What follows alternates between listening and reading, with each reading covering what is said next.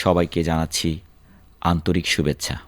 আমি মোহাম্মদ লুৎফর রহমান, প্রভাষক বাংলা, দইখাওয়া আদর্শ কলেজ।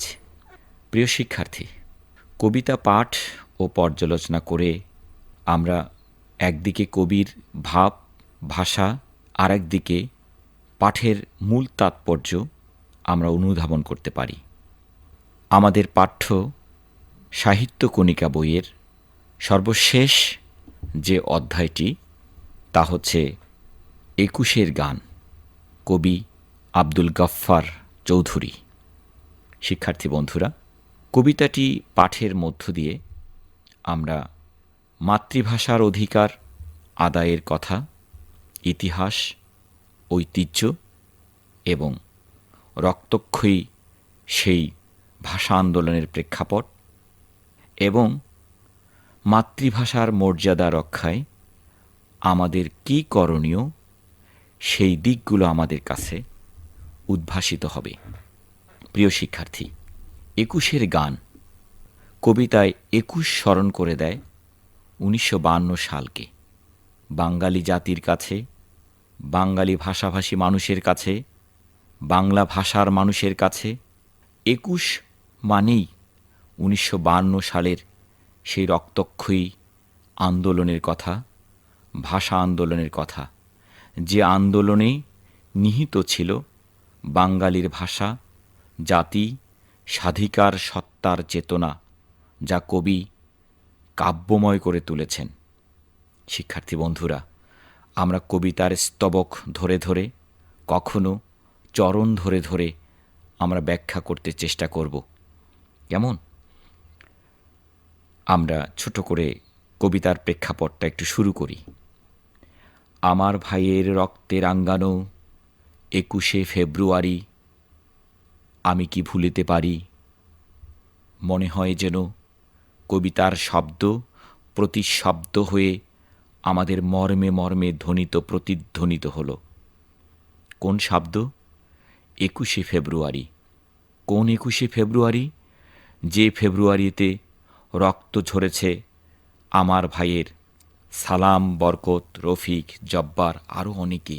শিক্ষার্থী বন্ধুরা, ভাষা দিবসে আজ শুধু আমাদের পরিমণ্ডলে নয়, আমাদের বাংলা ভাষাভাষী মানুষের কাছে নয়, একটি দিবস যেন আন্তর্জাতিক পরিমণ্ডলে সর্বজন স্বীকৃতভাবে আন্তর্জাতিক মাতৃভাষা দিবসে পরিণত হয়েছে।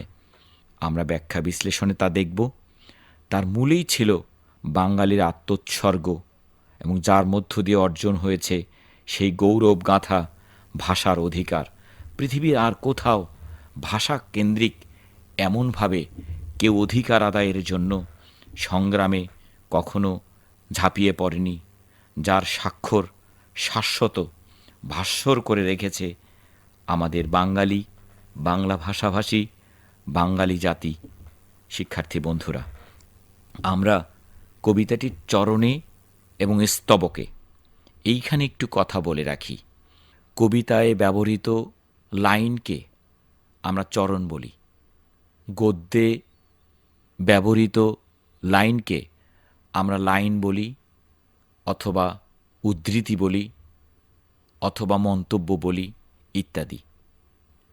সেই জন্য আমাদের কবিতায় ব্যবহৃত লাইনগুলোকে আমরা চরণ বলি এবং কবিতায় ব্যবহৃত লাইনগুলোকে চরণ বলা হয়। চরণ ধরে এবং চরণের পর চরণ মিলে স্তবক তৈরি হয়, যেটি গদ্যে তৈরি হয় অনুচ্ছেদ বা প্যারা ইংরেজিতে বলে। কবিতার ক্ষেত্রে সেটি স্তবক। আমরা ২১-এর গান কবিতার প্রথম স্তবকের দুই একটি শব্দ ব্যবহার করে বর্ণনার দিকে যাব। আমার ভাইয়ের রক্তে রাঙ্গানো ২১শে ফেব্রুয়ারি, আমি কি ভুলিতে পারি, আমি কি ভুলিতে পারি। মনে হয় যেন কবি আবার সেই যারা ভাষা হরণ করতে চায় তাদেরকে গানের সুরে সুরে, ছন্দে ছন্দে আবহমান বাংলার সংগ্রামী বাঙালির কাছে, বাংলা ভাষাভাষী মানুষের কাছে তাদের হৃদয়ের ধ্বনি প্রতিধ্বনিত করে স্বীয় সত্তা অর্থাৎ নিজের অস্তিত্বের কথা স্মরণ করে দিতে চান কবি। আমরা কবিতার দ্বিতীয় স্তবকে যাই।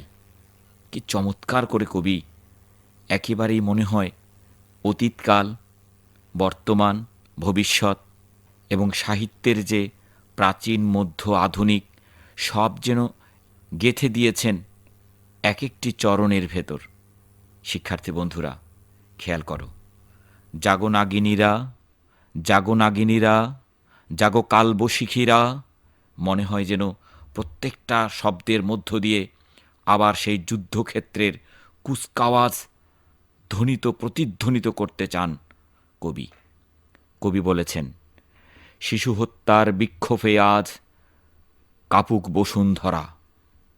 যারা শিশু হত্যা করেছে, যারা হত্যা করেছে দামাল ছেলেদেরকে, যারা হত্যা করেছে রাজপথের সেই সালাম, বরকত, রফিক, জব্বারকে, তাদের বিরুদ্ধে আজ বিক্ষোভ দানা বাঁধুক, একত্রিত হোক, সংগ্রাম মুখর হয়ে উঠুক বসুন্ধরা। বসুন্ধরা হচ্ছে পৃথিবী, জগৎ, ধরা, অবনী, অর্থাৎ আমাদের এই পৃথিবী। সুপ্রিয় শিক্ষার্থী বন্ধুরা, আমরা ২১ গান কবিতায় আর একটু এগিয়ে যাব শেষ স্তবকের দিকে।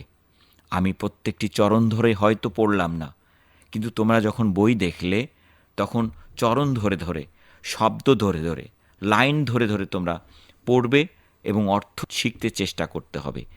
এ কবিতায় কবি জাগরণের অমোঘ বাণী উচ্চারণ করেছেন। জেগে ওঠো, মেরুদণ্ড সোজা করে দাঁড়াও, অধিকার আদায়ের জন্য সম্মুখে চলো। অন্য কবির ভাষায় বলা যায়, আমরা চলি সম্মুখ পানে, কে আমাদের বাঁধবে, রইল যারা পিছুর টানে, কাঁদবে তারা কাঁদবে। কবি কান্নার ক্ষেত্রে কখনো বলতে চাননি, তিনি বলেছেন সংগ্রাম মুখর হও, সংগ্রামে এগিয়ে যাও, অধিকার প্রতিষ্ঠিত করো, যে অধিকারের উচ্চ গাঁথা ছিল ২১শে ফেব্রুয়ারির সেই রণক্ষেত্রে।